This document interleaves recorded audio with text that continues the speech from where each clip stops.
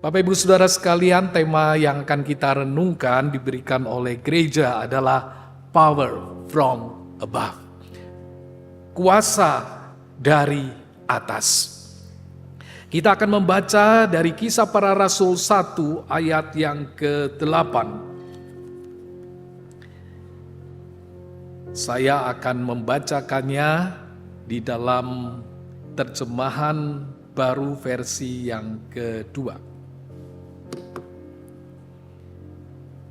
Kisah Para Rasul 1 ayat yang ke-8.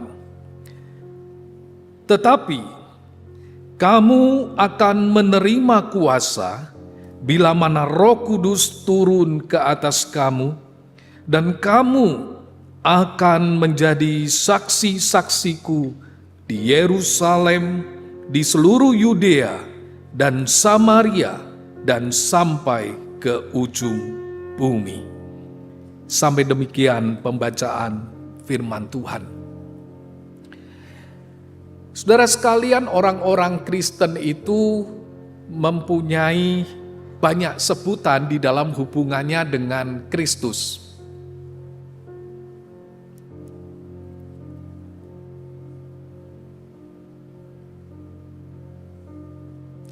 Ya, boleh dibantu ya nanti kalau nggak bisa ya.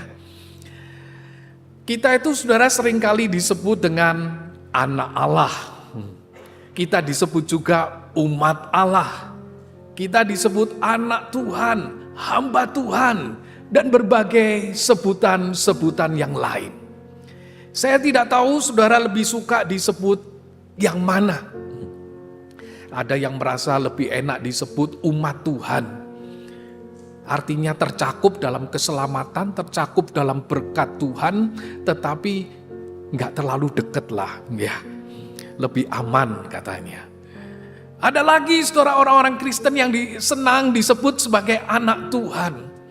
Kenapa? Karena mereka merasa, oh kalau anak kan lebih diberkati, anak lebih dipelihara, anak lebih diperhatikan, dimanja. Padahal saudara kalau kita lihat bicara tentang hubungan anak dengan Bapa yang digambarkan oleh Kristus, kita menemukan bahwa ternyata seorang anak itu adalah anak yang menghormati bapaknya. Seorang anak yang dituntut untuk menyenangkan bapaknya. Seorang anak yang diminta untuk melakukan kehendak bapaknya, taat pada bapaknya. Nah, ketika kita mendengar seperti ini mungkin kita jadi pikir-pikir lagi ya. Enak enggak disebut dengan anak-anak Tuhan? Mungkin saudara-saudara yang mau dibaptis di sini, semoga nggak jadi batal gitu ya. Kok ternyata ada tuntutan yang lain. Kenapa saudara? Kadang kita suka ngikut Kristus, tetapi kita itu enggan direpotin Kristus. Kita itu suka mendapatkan kasih dan perlindungan dari Tuhan, tetapi saudara, ternyata kita itu enggan kalau diberi tugas dan tanggung jawab oleh Tuhan. Kita suka diberi berkat, tetapi kita tidak atau enggan untuk terlibat. Saudara, kalau seperti ini tentu tidak tepat. Relasi kita dengan seseorang yang hanya sekedar cari untung, itu bukanlah relasi yang diminati, bukan. Kalau di dalam kategori dunia pacaran, ini termasuk jenis cowok atau cewek matrik, saudara ya. Artinya apa? Relasi itu hanya diharapkan keuntungannya saja. Padahal saudara, Tuhan itu ketika menebus kita, mengembalikan kita, dia itu ingin mengembalikan kita pada tujuannya yang semula. Supaya apa? Supaya kita itu hidup untuk kemuliaan Tuhan. Ketika Tuhan itu menyelamatkan kita saudara, dia itu ingin setiap kita itu berbagian di dalam perluasan kerajaan Allah melalui kesaksian-kesaksian kita.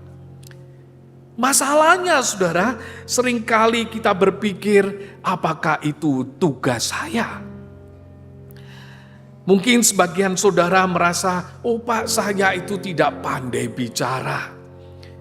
Saya itu tidak paham doktrin Kristen. Atau saya itu tidak biasa, tidak bisa berdebat dengan orang lain. Saya itu tidak punya kemampuan apa-apa. Bagaimana saya bisa terlibat dan bertanggung jawab di dalam pelayanan kepada Tuhan, kesaksian tentang Tuhan? Atau mungkin sebagian merasa, apakah itu harus saya, Pak? Kan sudah ada hamba-hamba Tuhan, majelis, pengurus. Masa saya lagi gitu ya? Saudara, ketika Tuhan juga membangun gerejanya, Ia itu juga mengharapkan gereja itu berperan di tengah-tengah dunia. Untuk apa? Untuk memperluas kerajaannya. Untuk menjangkau jiwa-jiwa datang kepada Tuhan. Gereja itu saudara bukan cuma sekedar kumpulan orang-orang yang hobinya sama. Gereja itu bukan cuma sekedar sebuah komunitas untuk kita merasakan kenikmatan persekutuan antar saudara. Itu salah satunya. Tetapi hal yang lain adalah Tuhan itu menghendaki kita itu membangun gereja Tuhan, memperluas kerajaannya. Mungkin kadang kita juga jadi berpikir lagi, gimana mau memperluas Pak? Bukankah gereja ini lagi banyak masalah misalnya? Tentu saja saudara, gereja tidak luput dari masalah. Pergumulan ada di dalam pelayanan gereja Tuhan. Tetapi Tuhan itu tetap menghendaki kita untuk apa? Untuk memberitakan Kristus dan mengembangkan gerejanya. Dan ini saudara ditegaskan Yesus ketika dia akan naik ke surga. Yesus berkata, kamu akan menjadi saksi-saksiku di Yerusalem, di seluruh Yudea dan Samaria dan sampai ke ujung bumi. Saudara, kalimat ini diungkapkan Yesus sebagai respons atas pertanyaan murid-murid.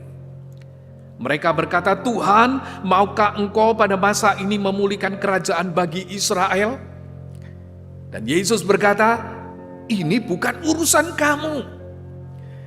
Bagi Yesus, kamu gak usah pikir-pikir yang macam-macam seperti itu. Tetapi kamu punya urusan khusus, kamu punya bisnis tersendiri, yaitu apa? Menjadi saksi-saksiku. Saudara, apakah yang dimaksud dengan saksi? Secara sederhana, saksi itu dikatakan sebagai orang yang melihat sesuatu, kemudian dia menceritakan itu kepada orang lain. Karena itu saudara, saksi Kristus itu dapat diartikan sebagai seorang yang menceritakan kebenaran tentang Kristus. Para rasul juga memahami ini sebagai tugas untuk memberitakan dan bersaksi tentang Kristus. Tidak hanya sekedar orang itu tahu siapa Yesus, tetapi dengan satu kerinduan saudara, supaya orang itu tidak hanya tahu tentang Kristus, tetapi orang itu kemudian menerima Kristus sebagai Tuhan dan Juru Selamatnya. Dan ketika dikatakan di Yerusalem dan di seluruh Yudea dan Samaria dan sampai ke ujung bumi, ini menunjukkan sebuah perluasan wilayah. Ini menunjukkan sebuah pengembangan area pelayanan, serta melampaui batas-batas budaya yang ada. Sekalipun beberapa penafsir melihat kata sampai ke ujung bumi itu mengarah satu tempat tertentu. Tetapi saudara, kita juga melihat frase ini bisa dipahami sebagai untuk orang Kristen menjadi saksi sampai ke seluruh dunia. Kenapa saudara? Di dalam Alkitab kita menemukan Tuhan itu menghendaki kemuliaannya itu dikatakan memenuhi seluruh bumi. Pemazmur itu mengajak umat untuk apa? Menceritakan perbuatan Allah, menceritakan kemuliaan Allah itu di antara bangsa-bangsa. Ada satu gairah saudara dari awal untuk membawa kemuliaan Allah itu memenuhi seluruh bumi. Ketika Yesaya itu menubuatkan kedatangan Mesias, ia menyampaikan firman Tuhan. Ia mengatakan, aku akan membuat engkau menjadi terang bagi bangsa-bangsa. Supaya apa? Keselamatan yang daripadaku itu bisa sampai ke ujung bumi. Dan para rasul saudara, ini juga menyadari yang sama. Mereka melihat bahwa ini bukan hanya sekedar satu tempat tertentu. Paulus dan Barnabas itu menyatakan, inilah yang diperintahkan kepada kami. Aku telah menentukan engkau menjadi terang bagi bangsa-bangsa yang tidak mengenal Allah. Supaya apa? Supaya engkau membawa keselamatan sampai ke ujung bumi. Saudara membayangkan menjadi saksi di Yudea dan Samaria saja sudah tidak mudah. Apalagi sampai ke ujung bumi. Setelah Petrus dan Yohanes ditangkap karena menyaksikan Kristus, jemaat itu sempat berdoa kepada Tuhan. Mereka menyatakan kondisi mereka yang begitu sulit. Itu Pilatus, Herodes tengah berkumpul di Yerusalem. Mereka sedang merancang-rancang sesuatu yang jikalau boleh para pengikut Kristus itu dihentikan. Dan di dalam doanya saudara, mereka berkata, ya Tuhan, lihatlah bagaimana mereka itu mengancam kami. Secara hitung-hitungan di atas kertas, pengikut Kristus itu tidak besar waktu itu. Bagaimana mereka bisa bertahan? Apa yang bisa mereka lakukan? Siapa yang berani menjamin kemenangan dari kelompok kecil yang ada pada saat itu? Tapi tunggu dulu saudara. Bukankah di dunia ini kadang-kadang kita menemukan hal-hal yang di luar prediksi kita? Saudara-saudara yang suka menonton sepak bola, kadang-kadang kita dikejutkan. Ada kesebelasan-kesebelasan yang tidak diperhitungkan, bisa mengalahkan kesebelasan yang lebih unggul, saudara. Itu terjadi di dunia kita. Kalau mungkin sebagian saudara pernah menonton sebuah film dengan judul Mission Impossible, yang kalau diterjemahkan secara bebas itu artinya misi yang mustahil, misi yang tidak mungkin. Tapi judulnya itu membohongi kita saudara ya. Karena ternyata apa? Selalu menang gitu ya. Selalu berhasil. Misi-misi yang diberikan selalu bisa dituntaskan. Kisah film ini memang selalu diwarnai ketegangan demi ketegangan, membuat para penonton jantungnya berdetak lebih keras. Tapi akhirnya apa saudara? Mereka berhasil. Mereka bisa menyelesaikan misinya.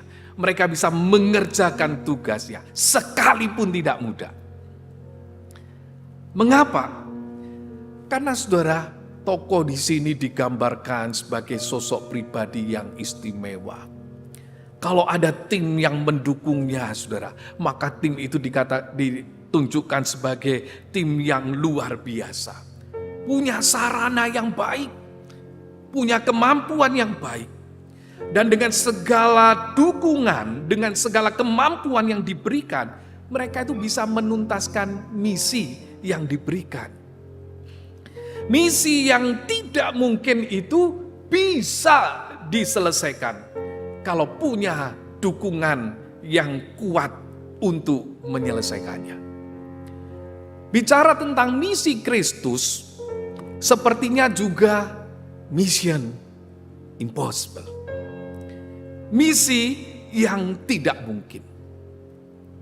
Kita itu saudara digambarkan bagai domba di tengah-tengah serigala. Mana mungkin bertahan? Yesus pernah berkata, dunia itu membenci kamu. Kalau dunia itu membenci kita, saudara, betapa beratnya yang menjadi tanggungan kita. Bahkan kita berada di tengah-tengah dunia yang semakin tidak mudah. Paulus itu menyatakan akan datang waktunya orang itu gak bisa lagi terima ajaran sehat. Mereka apa? Mereka akan memalingkan telinganya dari kebenaran dan kemudian membuka bagi dongeng-dongeng. Kalau demikian, bagaimana kita melakukan misi Kristus? Bagaimanakah kesaksian kita itu, saudara, menjadi sesuatu yang bisa kita lakukan di tengah-tengah dunia ini? Pertanyaannya, saudara, apa yang ada dalam pikiran Yesus ketika melihat murid-murid yang ada di hadapannya? Yang secara perhitungan matematis, saudara, mereka itu tidak bisa bertahan. Apakah Yesus cuma sekedar iseng-iseng saja? Ya sudah, menang gak apa-apa, kalah ya sudahlah, ya nasib mereka. Apalagi Yesus tahu siapa murid-murid ini, saudara. Mereka adalah kumpulan pribadi-pribadi yang rentan. Setelah Yesus disalib, mereka kocar-kacir, bukan? Mereka tidak berani mengakui Yesus di depan umum. Mereka bersembunyi. Tidak hanya itu, saudara, mereka juga berpotensi untuk tidak setia. Bahkan satu dengan yang lain itu berpeluang terjadi konflik di antara mereka. Bisa jadi, saudara, tindakan mereka itu akan menghancurkan nama Kristus. Tidak saja menghancurkan nama Kristus, tapi juga menghancurkan kesaksian mereka sendiri. Bagaimana Kristus itu kemudian bisa menjamin mereka ini berhasil di dalam misinya? Bagaimana Kristus bisa menjamin bahwa apa yang dia sudah kerjakan akan diteruskan oleh para murid dan boleh berjalan sampai pada kekekalan?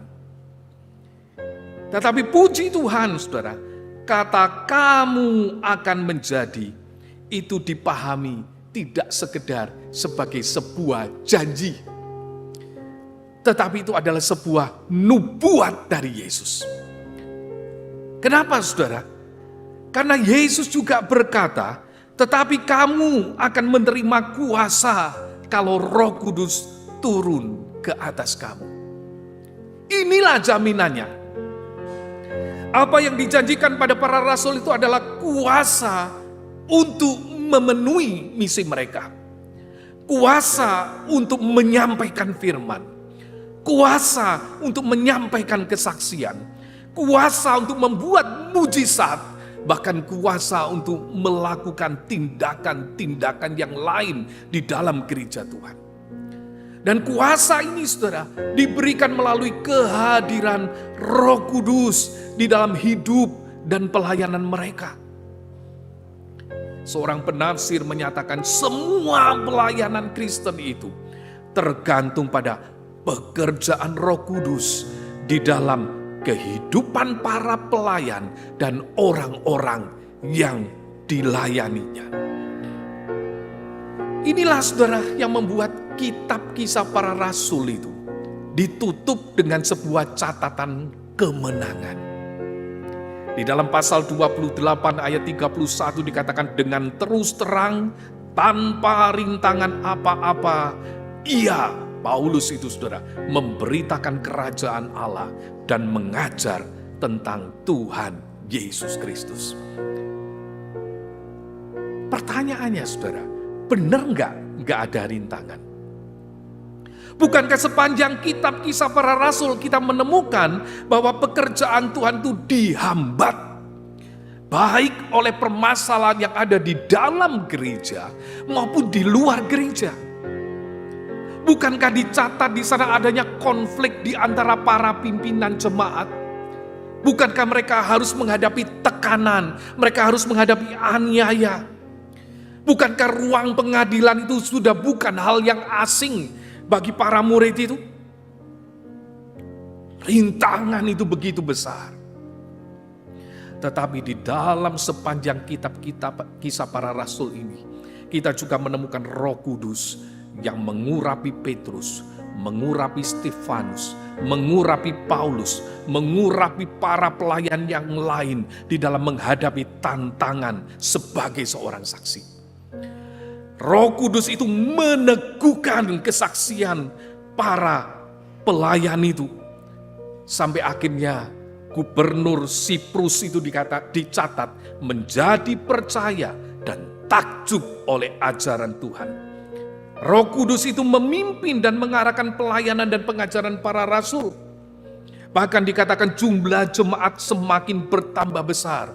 Oleh apa? Pertolongan dan penghiburan Roh Kudus. Roh Kudus itu bekerja dalam hidup dan pelayanan para murid ini, saudara. Sampai orang-orang Yahudi di Tesalonika menyebut Paulus dan Silas itu sebagai orang-orang yang mengacau balaukan seluruh dunia. Atau dengan kata lain, saudara, dapat diterjemahkan orang-orang ini orang-orang yang menjungkir balikkan dunia. Siapa mereka? Oh, saudara, mereka adalah orang-orang biasa. Tetapi sekarang Roh Kudus itu ada di dalam hidup mereka. Mereka memiliki kuasa untuk menjalankan misi Allah di tengah-tengah dunia ini. Dan inilah, saudara, yang membuat misi yang tidak mungkin itu sekarang menjadi mungkin. Engkau akan menjadi saksiku sampai ke ujung bumi. Sepertinya mission impossible. Tetapi hari ini kita menemukan gereja Tuhan berkembang di mana-mana. Ini dimulai dari mana, saudara? Di Yerusalem, ketika Roh Kudus dicurahkan kepada gereja Tuhan. Maka kekuatan pelayanan Kristen itu bekerja begitu rupa. Sampai menghancurkan tembok-tembok yang tidak mungkin ditembus sepertinya. Saudara, inilah yang menjadi kekuatan orang Kristen dan gereja Tuhan hari ini.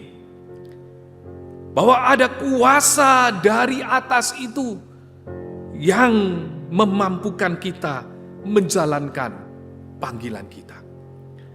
Sebagai orang-orang yang sudah diselamatkan, kita dipanggil untuk menjadi saksi Kristus. Kita dipanggil untuk memberitakan Injil Kristus. Mungkin seperti tadi saya katakan di depan, saudara merasa saya tidak bisa berkhotbah, Pak. Saya susah ngomong untuk bersaksi kepada orang. Tetapi mungkin saudara bisa bercerita, bukan? Kenapa tidak bercerita tentang Yesus? Mungkin saudara tidak pandai berkata-kata, tetapi saudara bisa mengajak orang ke gereja. Mungkin saudara bisa mendoakan orang untuk keselamatan mereka. Atau saudara bisa menggunakan seluruh potensi yang saudara punya untuk mendukung pekerjaan Tuhan. Untuk mendukung pelayanan misi. Untuk mendukung sekolah-sekolah teologi. Supaya apa? Supaya semakin banyak orang yang akan menjadi pemberita-pemberita Injil. Ada banyak hal, saudara, yang bisa kita lakukan bagi Tuhan dan gerejanya. Dan ketika kita melakukannya, Roh Kudus itu bisa meneguhkan pelayanan kita. Roh Kudus itu bisa meneguhkan kesaksian kita. Bahkan ada hal-hal yang mungkin kita tidak duga bisa terjadi. Kadang saudara dengar lagu dari gereja, tiba-tiba ada orang masuk ke gereja dan dia menerima Kristus sebagai Tuhan dan Juru Selamat. Siapa yang kerja? Apakah suara saudara terlalu baik sampai orang datang gitu ya? Sekalipun kadang fales, tapi orang bisa datang, saudara. Karena itu kalau hari ini ada di antara saudara yang kesasar datang ke gereja, tidak pernah ke gereja, bukan kebetulan. Mungkin ini adalah awal perjumpaanmu dengan Tuhan. Ketika saya memikirkan, saudara, bagaimana saya bisa mengenal Tuhan. Titik mana ya saya itu mengenal Kristus. Saya menemukan itu dari mama saya yang mengajak dan mendorong saya ke gereja ketika kecil.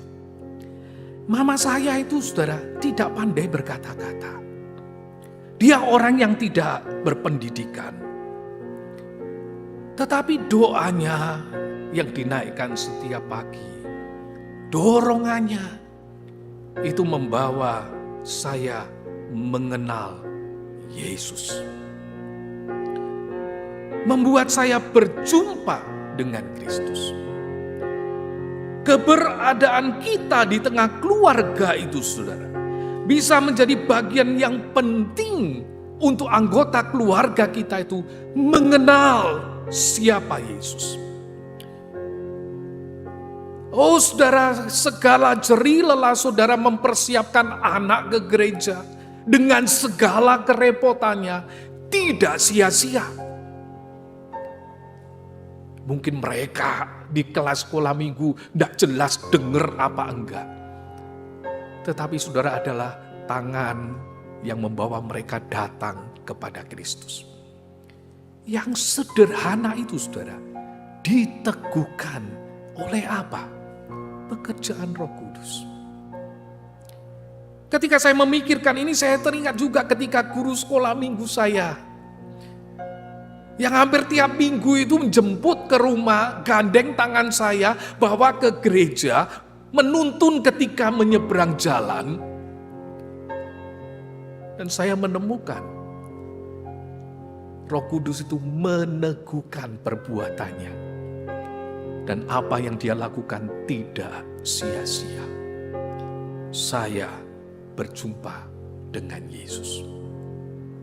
Hal-hal yang sederhana, saudara, menjadi sesuatu yang luar biasa. Kenapa? Karena orang Kristen itu mendapatkan kuasa yang dari atas itu. Ketika saya sudah mulai memahami perlunya seorang menerima Kristus di dalam pertumbuhan iman saya mulai berdoa untuk papa saya. Saya ingat kurang lebih 13 tahun saya menyebut nama papa saya supaya dia boleh percaya kepada Tuhan dan menerima keselamatan. Beberapa kali di dalam percakapan saya mencoba mengajak papa saya datang ke gereja, selalu tidak mau. Di tengah-tengah rasa keputusasaan itu, saudara, saya tetap mengarahkan pandangan saya kepada Tuhan dan berharap akan belas kasihan Tuhan. Nah, satu saat papa saya itu sakit, membuat dia sering berobat ke dokter dan juga membeli obat di apotek. Nah, ketika dia menunggu mengambil obat di apotek, di sana dia melihat ada Alkitab Perjanjian Baru yang disediakan di apotek itu dan boleh diambil secara gratis. Rupanya papa saya ambil 2. 1 diberikan kepada saya dan 1-nya dia baca. Saya tidak mengerti prosesnya seperti apa. Tetapi beberapa waktu kemudian, papa saya minta diantar ke gereja. Dan 6 bulan kemudian, dia meninggal. Saudara, menaruh Alkitab di apotek, pekerjaan yang sederhana. Tidak perlu banyak omong. Tetapi Roh Kudus bisa memberkati pekerjaan yang sederhana itu untuk membuat orang berjumpa dengan Kristus. Roh Kudus itu meneguhkan kesaksian kita. Dia bekerja di dalam cara-cara yang tampak sederhana, tetapi kuasanya itu menyempurnakan pelayanan kita.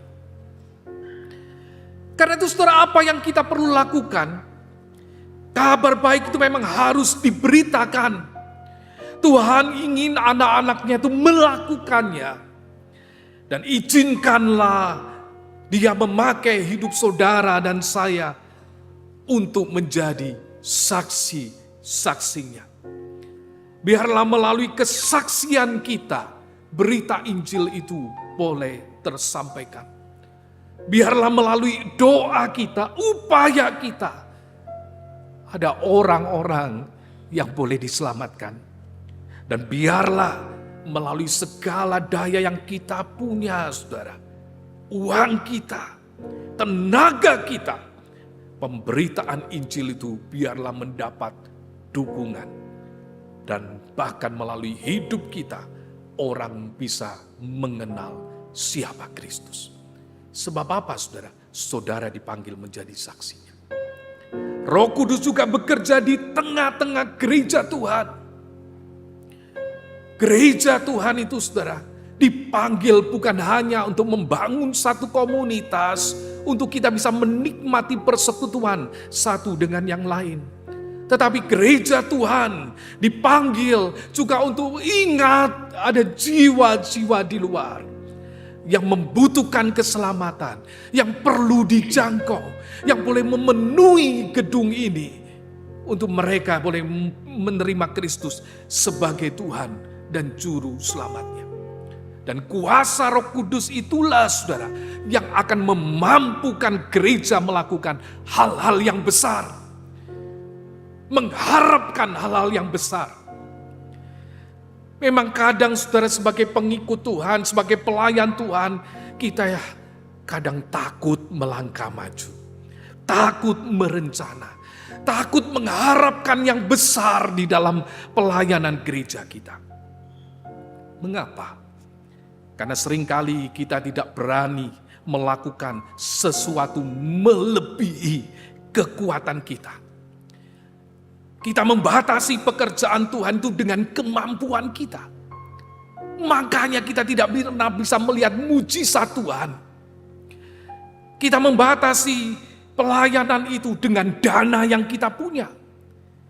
Tanpa kita berani untuk bertindak lebih dari itu. Kita membatasi pekerjaan Tuhan dengan hanya melihat orang-orang yang ada. Padahal, saudara, Tuhan bisa melakukan lebih. Ketika kita takut, saudara, pelayanan itu tidak berkembang. Kita lupa bahwa Roh Kudus itu hadir. Bekerja di tengah-tengah gerejanya. Bekerja di dalam kita dan melalui kita. Kalau kita mengukur dengan diri kita sendiri dan mengabaikan Tuhan, kita nggak akan pernah melihat kuasa Tuhan. Tetapi kalau Engkau izinkan, ini pekerjaan-pekerjaan Tuhan. Ini gereja Tuhan. Ada Roh Kudus yang bekerja di dalamnya. Upayakan, doakan, supaya pelayanan itu tidak berhenti sampai pada titik gereja ini. Banyak gereja berhenti menjangkau, berhenti mendukung pelayanan misi. Kenapa? Mereka merasa di dalam sadea masalah sudah banyak. Kenapa mikir keluar? Saudara, Tuhan menghendaki kita untuk melihat apa yang Dia lihat. Mulailah berdoa, mulailah merindukan semakin banyak orang diselamatkan. Dan gereja Tuhan akan dikembangkan. Tidak saja oleh para hamba Tuhan, majelis, tetapi ketika setiap jemaat sadar kita itu adalah saksi Kristus. Supaya kita boleh membawa jiwa datang kepada Kristus. Tuhan tahu pelayanan itu tidak mudah.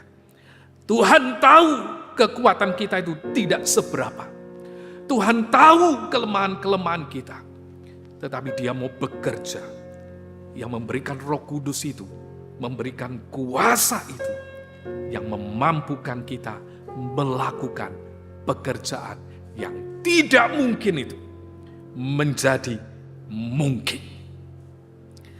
Karena itu saudara, marilah kita setia di dalam perkara-perkara kecil yang dipercayakan Tuhan kepada kita. Dan beranilah memikirkan, mendoakan hal-hal yang besar bagi Dia. Bahkan sekalipun melampaui kekuatan kita. Sebab apa? Ada kuasa yang dari atas itu hadir di dalam gerejanya. Bahkan hadir di dalam kehidupan saudara pribadi demi pribadi. Di dalam segala kelemahan kita, Ia meneguhkan kesaksian kita. Ia memberkatinya. Dan nama Tuhan itu akan dipermuliakan melalui kehidupan saudara dan saya. Amin.